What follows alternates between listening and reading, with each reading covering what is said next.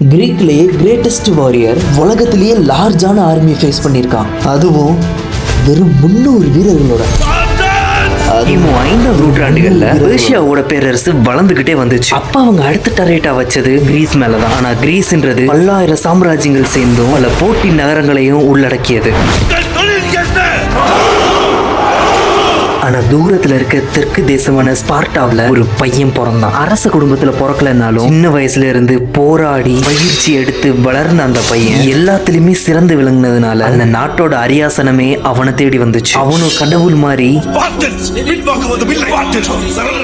பல்லாயிரம் விதவிதமான வீரர்கள் வந்திருந்தாலும் தன்னோட வெறும் 300 வீரர்களை வச்சு அவங்க எல்லாரையும் ஜெயிச்சான். யாருக்காகவும் மண்டியிடாத அந்த அரசன் கொல்லப்பட்டானோ அப்பதான் அவன் படையும் வீழ்ந்துச்சு. மாபெரும் வீரனான அந்த அரசன் தான்